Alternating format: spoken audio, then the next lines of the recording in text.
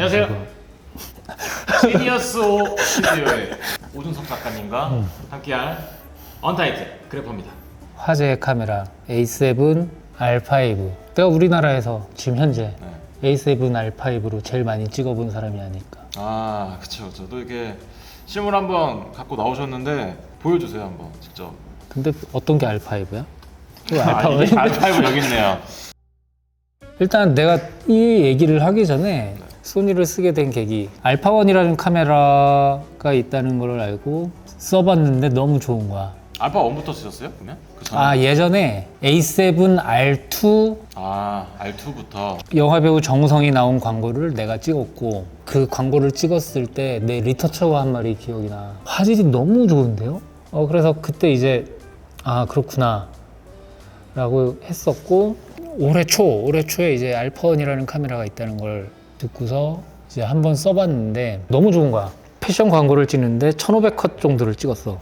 1500컷 중에 눈동자에서 포커스가 나간 게 한 컷, 두 컷 셀렉할 때.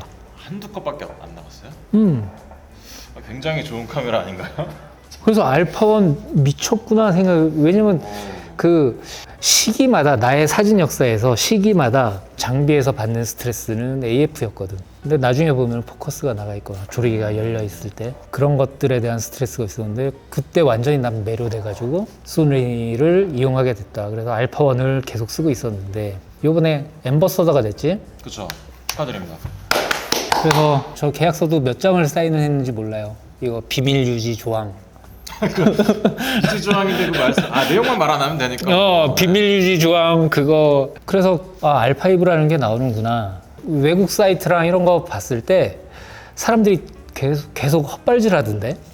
맞아요. 그 이제 한국에 있는 다른 커뮤니티에서도 이제 추측을 엄청 많이 하고, 이제 뭐 어떻게 되냐, 몇만 화소냐, 막 이런 외국 사이트를 또 퍼와가지고 하는데. 1억만 화소다, 뭐 어쩌다, 뭐 어떤 루머는 말이 안 된다, 막 그러고 막 그 상상의 나래로 막 상상 속에 이제 카메라를 만드는데, 화소가 좋으면 좋은데 그 카메라가 좋아지는 데는 몇 가지 조건이 있어. 어떤 조건이 있나요? 디지털 카메라가 발전하는 데는 예를 들면 컴퓨터 사양도 같이 좋아져요. 그쵸. 어떤 사진의 활용도, 출력적인 면이나 이런 것들. 근데 보면은 그런 35mm 풀프레임 정도에서 6,100만 화소인가? 하여튼 그 정도면은 어떤 프린트도 할 수 있다. 건물도 덮을 수 있고. 사진 찍을 때 최선을 다해서 찍고 싶은 건 사진가들 마음이잖아요. 그쵸. 하여튼 알포가 19년도에 나오고 이제 4년 만에 나오는 카메라인데, 알포는 보신 적 있으신가요? 저기 웨딩 직원이 알포를 이제 새 사진 찍는 데 쓴다고 해서 R5를 처음에 받아왔을 때 그 친구를 보여줬어. 그랬더니 놀란 건가요, 많이? 그 친구가 많이 놀랬던 거는 AF. AF. 내가 소니 이제 미팅을 하려고 압구정 스토어에 가서 거기 가서 미팅을 끝내고 나오다가 이제 그 소니 매장을 구경하는데 거기 진열이 돼 있더라고. 소니 알파 시리즈 카메라가.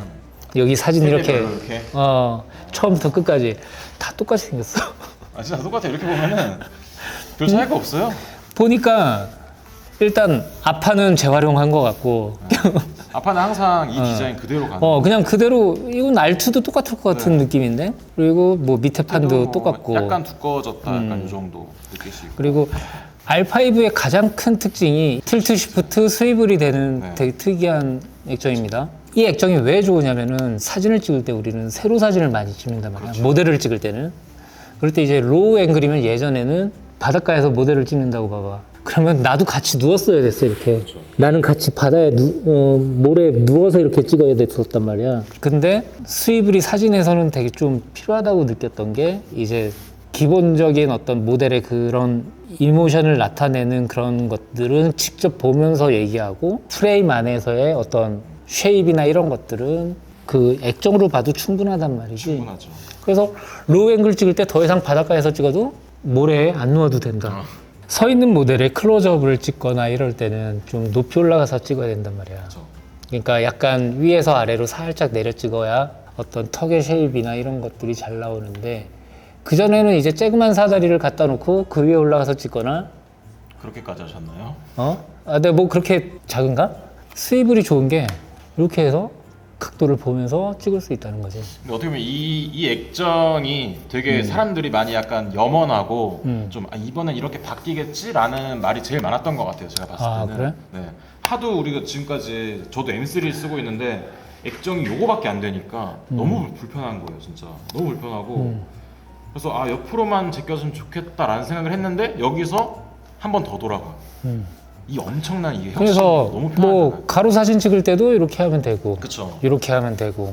어떻게 보면은 너무너무 좋아. 이 정말, 부분은. 정말 좋아. 이 부분은 사진가가 카메라나 어떤 이런 것들에 대해서 스트레스를 거의 안 받을 수 있다는 점에서 너무너무 획기적인 시스템이라고 생각을 하고, 아무튼 외관은 그냥 소니 카메라예요. 아주 멀리서 봐도 저 소니. 소니네.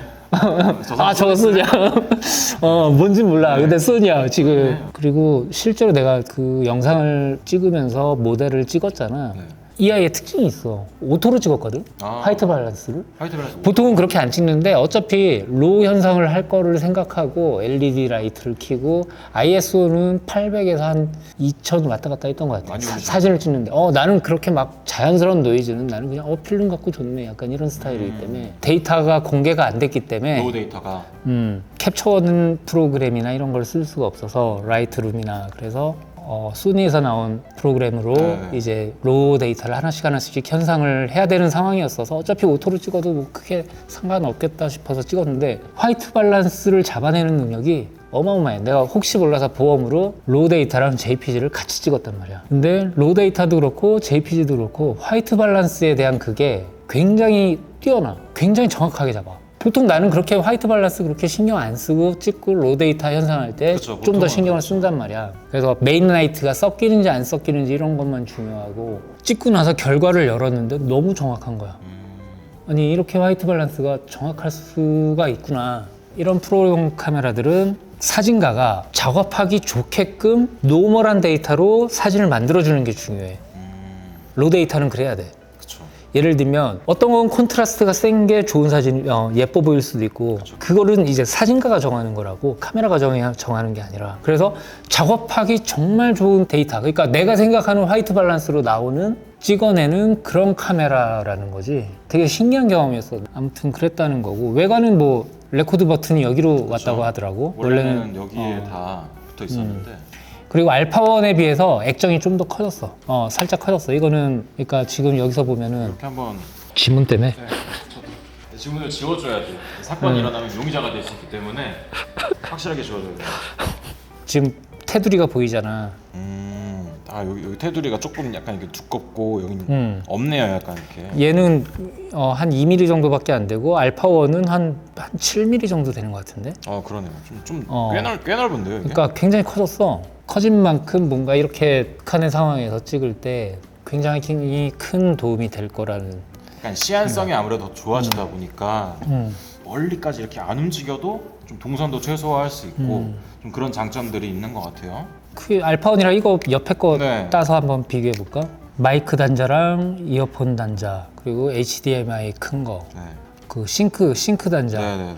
사진 찍을 때는 싱크 단자 예를 들면 요즘은 여기 위에다가 그걸 달잖아. 포켓 위자드 같은 거를 달잖아. 근데 예를 들면 L 플레이트나 이런 것들을 같이 해서 쓸 때는 아예 요쪽에다 달 때도 있고 싱크 단자 있는 게 그래도 안심이 되지. 그렇죠. 아무래도 아직은 내가 그 캡처원이나 이런 프로그램들을 쓸 수 없어서 아직은 그렇게 막 뭔가를 많이 이걸로 작업을 해보고 있지는 않은데 정말 기대되는 카메라지. 예를 들면 개인 작업할 때 뭐든지 그냥 최상의 조건으로 찍고 최선을 다하고 싶은 거지. 아까 말했던 대로 최선을 다하려면은 화소도 좀 더 컸으면 좋겠고 어떤 그런 것들. 근데 그런 면에서 R5를 많이 쓸 것 같은 그런 느낌. 그래서 내가 이 카메라에 대해서 조사를 한 게 있는데 한번 재원에 대해서 그 영상에서 보면 나오지만 AI가 뭔가 자기가 학습을 하면서 그래서 경험치가 많이 쌓인 카메라라고 보면 되고 어떤 상황에서도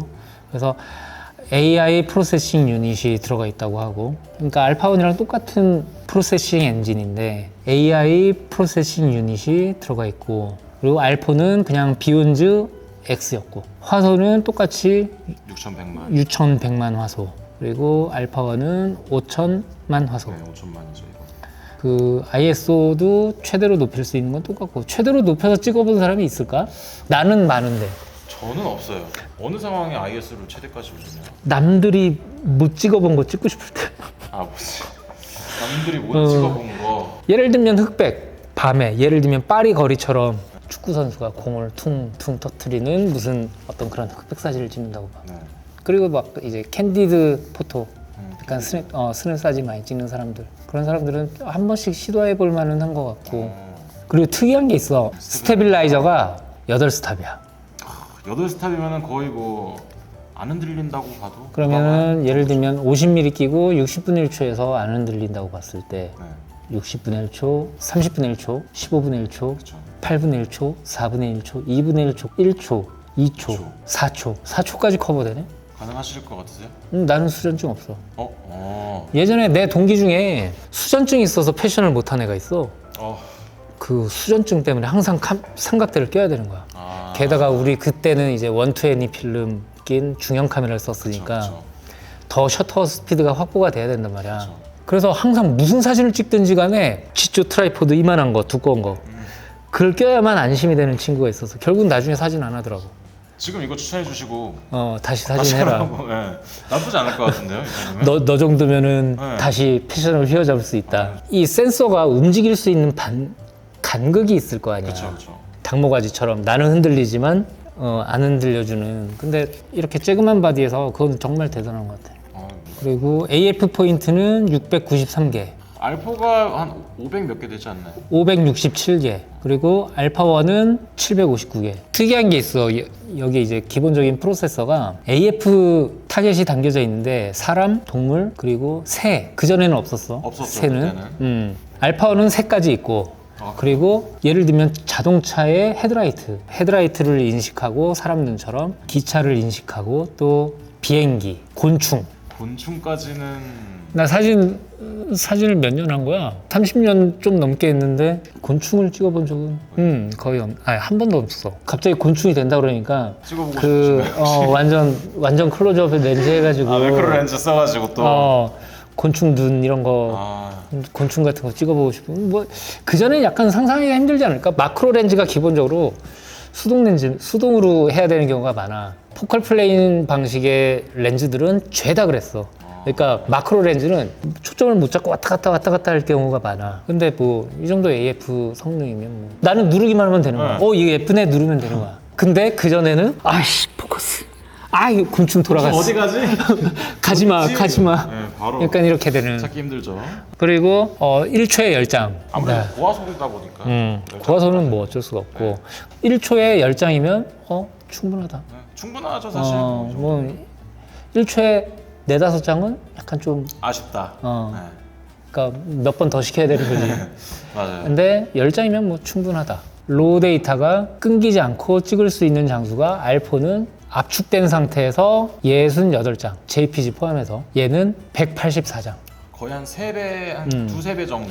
그 늘었네요. 압축된 로우 데이터, JPG 포함해서 물론. 그러니까 한 3배 정도 늘어난 것 같고, 그리고 압축 안 된 거는 한 내가 듣기로 한 80 몇 장? 이 정도 됐던 것 같고. 알파1은 152장. 알파1보다 이게 더 많은 데이터를 끊기지 않고 찍을 수 있고, 그리고 8K 24프레임. 이 영화 찍기엔 좋은 것 같아요. 24프레임으로 영화적인 느낌 내면서. 얘는 8K 30프레임.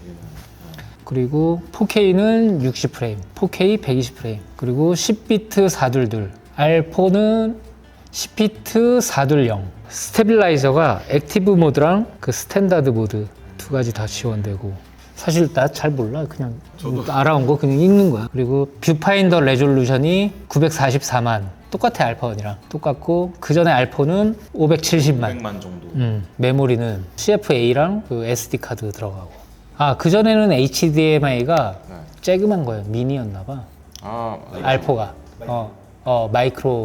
마이크로였나 봐. 근데 큽니다. 큰 게 좋아. 이건 좋은 것 같아요. 작은 거 쓰면은 자꾸 끊겨. 네, 저 M3 쓰는데 M3 요만한 거라서 범용성이 정말 떨어지는 편이잖아요. 알파1을 계속 쓰시다가 제가 알파5를 촬영하신다고 좀 써보셨잖아요. 어느 부분에서 좀 많이 바뀐 것 같다라는 게 체감이 되시나요? 예를 들면 정말 최선을 다하고 싶을 때 정말 최선을 다하고 싶을 때. 중요하다기보다는 내가 정말 최선을 다해서 뭔가 사진을 찍고 싶을 때. 그러니까 이런 거야. 이런 차이가 있어. 알파원은 현장 상황이 어떤지 모르고 촬영을 나갈 때가 있어. 네. 자라섬에서 뭔가 CF 연동으로 뭔가 찍는데 상황이 어떤지를 모르잖아. 그쵸, 모르죠. 그럼 다 챙겨서 가잖아. 일단 가봐야죠. 일단 다 챙겨서 가잖아. 연동 촬영을 나가는 경우는 이제 모델이 시간이 안 돼서 겸사겸사 이제. CF 상황의 사진이 꼭 필요해서 CF 상황을 또 만들 수는 없으니까 그쵸. 찍는 건데 그러면은 나는 알파원. 내가 해결한다기보다는 내가 카메라에 스트레스 안 받고 어떤 상황에서든 잘 찍을 수 있는 최고의 카메라로 생각해. 근데 알파5는 정말 중요한 사진 나한테. 약간 좀 작품에 딱 어울릴 만한 그런. 그렇지 뭐 작품이든 아니면은 정말 최고의 사진 막 딱 뭔가 한 장을 위해서. 예전에 그랬단 말이야. 내가 그 페이지원 카메라도 네. 있었잖아. 네. 이건 정말 내 포트폴리오가 될 것 같은 거야. 페이지 원으로. 예를 들면 BTS야. 아. 모델이 BTS야. 이거는 내가 아미로서 최선을 다해서 찍어야겠다. 페이지 원을 꺼내. 찍는데 포커스, 그쵸. 스트레스. 중요하죠 또. 근데 게다가 막 그 친구들이 막 소리 지르고 막 약간 그런 장면이 섞여 있어. 첫 컷 찍다가 버리셨나요 바로? 야 그거 가져와. 35mm 가져와. 답답하죠. 그랬는데 정말 작품 찍는다는 마음으로 찍을 때는 보통 촬영에서 화질을 그렇게 중요하게 생각하진 않지만 그쵸. 아무래도. 좋으면 좋은 거니까 정말 사진가는 생각만 할 수 있게 해준다. 내가 하고 싶은 게 무엇인지를 생각하고 고민만 하면 되게끔 해준다. 나머지는 카메라가 알아서 해준다라는 생각. 기본적인 뭐 그런 것들. 화이트 밸런스 너무너무 훌륭하고 포커스. 아까 그 잠깐 그쵸. 다른 친구 찍으면서 봤는데 눈만 막 계속 쫓아가잖아. 아까 잠깐 테스트한 게 있는데 그거 이제 자료 화면으로 한번 띄워드리겠습니다.